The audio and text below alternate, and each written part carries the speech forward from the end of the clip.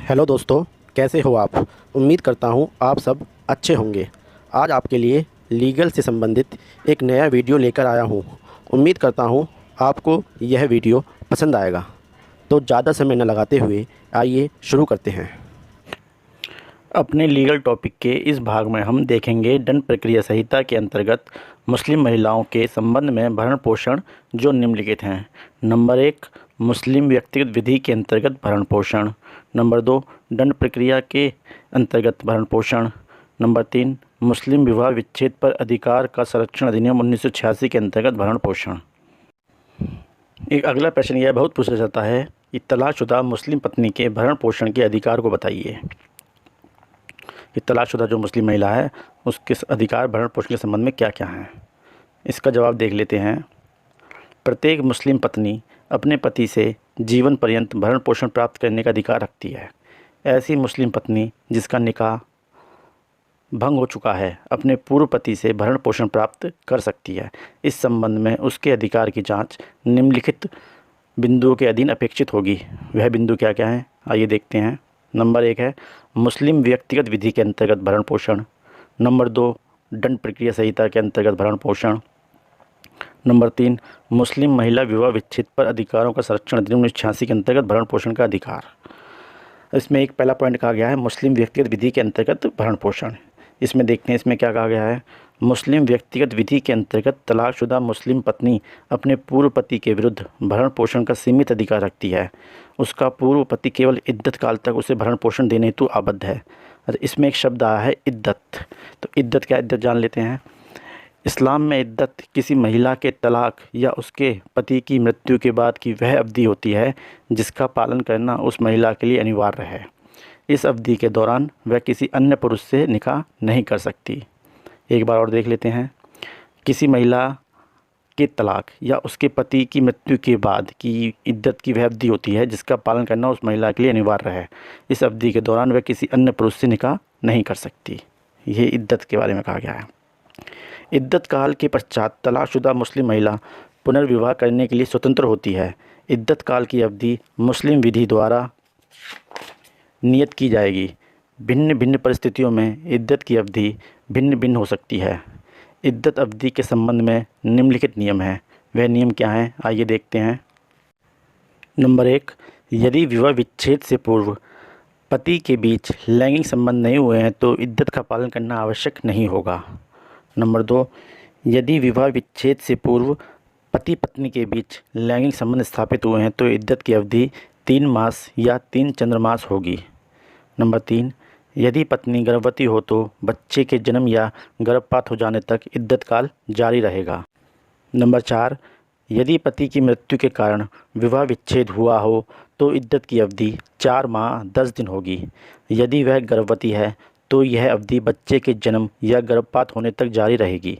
यदि इद्दत के दौरान पूर्व पति की मृत्यु हो जाती है तो मृत्यु की तिथि से 4 माह 10 दिन का नया इद्दत प्रारंभ करना होगा। नंबर 2 पॉइंट है दंड प्रक्रिया संहिता के अंतर्गत तलाकशुदा मुस्लिम महिला के भरण पोषण के अधिकार। इसमें जान लेते हैं क्या कहा गया है।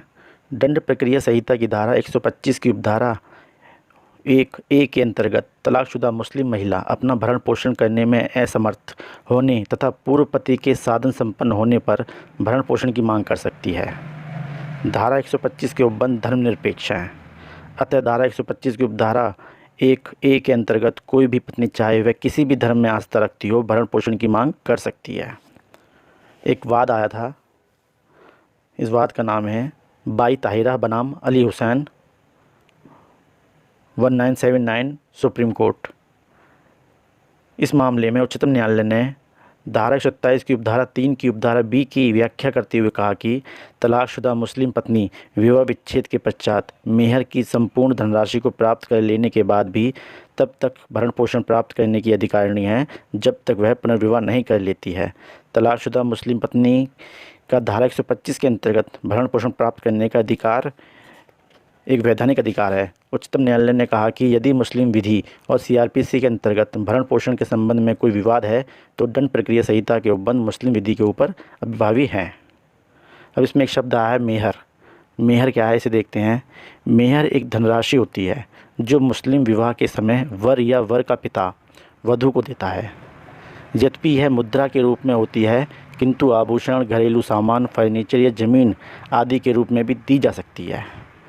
मेहर एक धनराशि होती है जो मुस्लिम विवाह के समय वर या वधू द्वारा वर या वर के पिता द्वारा वधू को दी जाती है।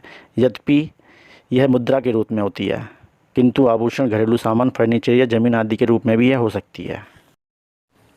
मोहम्मद अहमद ख़ान बनाम शाहबानो बेगम 1985 सुप्रीम कोर्ट का एक वाद आया था। इस मामले में मोहम्मद अहमद ख़ान तथा शाहबानो बेगम का दाम्पत्य जीवन लगभग 45 वर्ष का था। 1975 में मोहम्मद अहमद ख़ान ने अपनी पत्नी शाहबानो बेगम को घर से निकाल दिया, जिससे वह अलग रहने लगी। शाहबानो बेगम ने प्रथम न्यायिक मजिस्ट्रेट इंदौर के समक्ष धारा 125 के अंतर्गत भरण पोषण के लिए आवेदन पत्र प्रस्तुत किया। मोहम्मद अहमद ख़ान ने आवेदन पत्र का विरोध किया। उसने यह तर्क दिया कि इद्दत काल के पश्चात वह भरण पोषण के लिए दायी नहीं है। प्रथम वर्ग न्यायिक मजिस्ट्रेट ने बाई ताहिरा बनाम अली हुसैन के मामले में निर्णय का अनुसरण करते हुए 25 रुपये प्रतिमाह भरण पोषण देने का आदेश दे दिया। अल्प राशि से असंतुष्ट होकर शाहबानो बेगम ने उच्च न्यायालय में पुनरीक्षण के लिए आवेदन पत्र दिया। उच्च न्यायालय ने पुनरीक्षण की शक्ति का प्रयोग करते हुए 25 रुपये की धनराशि की जगह 179.20 रुपये कर दिया। पुनरीक्षण आदेश के विरुद्ध मोहम्मद अहमद ख़ान ने उच्चतम न्यायालय में अपील प्रस्तुत की। उच्चतम न्यायालय ने धारण किया कि मोहम्मद अहमद ख़ान की अपील पोषणीय नहीं है, अर्थात स्वीकार करने योग्य नहीं है, और अपील को खारिज करते हुए उच्चतम न्यायालय ने तलाकशुदा मुस्लिम पत्नी के संबंध में भरण पोषण के संबंध में निम्नलिखित बिंदुओं कहे। उच्चतम न्यायालय ने तलाकशुदा मुस्लिम पत्नी के संबंध में जो भरण पोषण को लेके जो तथ्य कहे थे वह तथ्य थे। नंबर 1, धारा 125 जन प्रक्रिया संहिता के अंतर्गत तलाकशुदा मुस्लिम पत्नी का भरण पोषण का अधिकार एक वैधानिक अधिकार है, अतः निजी विधि के विरोध की स्थिति में वैधानिक अधिकार निजी विधि के ऊपर अधिभावी है। नंबर 2, तलाकशुदा मुस्लिम पत्नी इद्दत काल के पश्चात भी मेहर की संपूर्ण धनराशि प्राप्त कर लेने के बाद भी तब तक भरण पोषण प्राप्त करने की अधिकारिणी है जब तक वह पुनर्विवाह नहीं कर लेती है। उच्चतम न्यायालय ने कुरान की आयत 241 और 242 को उद्धृत करते हुए कहा कि धारा 125 दंड प्रक्रिया संहिता इस्लाम विरोधी नहीं है। वस्तुतः कुरान में भी मुस्लिम पति को अपने तलाकशुदा पत्नी के भरण पोषण का दायित्व आरोपित किया गया है। उपरोक्त निर्णय की मिलीजुली प्रतिक्रिया की प्रगतिशील मुस्लिम समाज ने खास तौर से महिला संगठन ने इस निर्णय का स्वागत किया। कट्टरपंथी लोगों ने इस निर्णय का विरोध किया और उन्होंने इस निर्णय को अपनी निजी विधि में हस्तक्षेप माना। इस असंतोष को दूर करने के लिए असंतोष जो फैला था, इसे दूर करने के लिए संसद ने मुस्लिम महिला विवाह विच्छेद पर अधिकारों का संरक्षण अधिनियम 1986 पारित किया। अब ये तीसरा पॉइंट देख लेते हैं। मुस्लिम महिला विवाह विच्छेद पर अधिकारों का संरक्षण अधिनियम 1986 के अंतर्गत भरण पोषण का अधिकार। यह अधिनियम 19 मई 1986 से प्रवर्तनीय है। इस अधिनियम के अंतर्गत इद्दत काल में तलाकशुदा मुस्लिम महिला अपने पूर्व पति से युक्तिसंगत भरण पोषण प्राप्त करने की अधिकारिणी है। यदि ऐसी महिला के साथ कोई संतान भी रह रही हो तो उसके पूर्व पति भरण पोषण हेतु आबद्ध होगा। बच्चे के संबंध में यह अवधि 2 वर्ष होगी। यदि पूर्व पति इद्दत काल में भरण पोषण करने से इनकार करता है तो पीड़ित पत्नी दंड प्रक्रिया संहिता की धारा 125 के अंतर्गत भरण पोषण के लिए आवेदन कर सकती है। इद्दत काल के पश्चात तलाकशुदा मुस्लिम महिला पुनर्विवाह नहीं करती है तथा वह अपना भरण पोषण करने में असमर्थ है तो न्यायालय उस महिला के उत्तराधिकारियों को यह निर्देश दे सकता है कि वह भरण पोषण प्रदान करे। यदि उत्तराधिकारी सक्षम न हो तो न्यायालय यह दायित्व उस महिला के माता पिता पर आरोपित करेगा। माता पिता को ऐसा निर्देश तभी दिया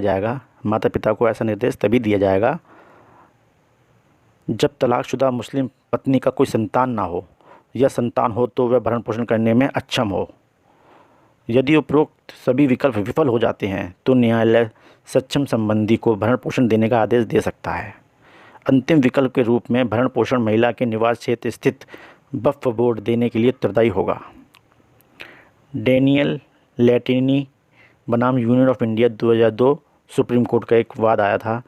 इस वाद में उच्चतम न्यायालय ने कहा कि यदि तलाकशुदा मुस्लिम पत्नी का भरण पोषण उसके उत्तराधिकारी, माता पिता, रिश्तेदार या वक्फ बोर्ड करने में असफल रहता है तो भरण पोषण का अंतिम उत्तरदायित्व पति के ऊपर ही होगा।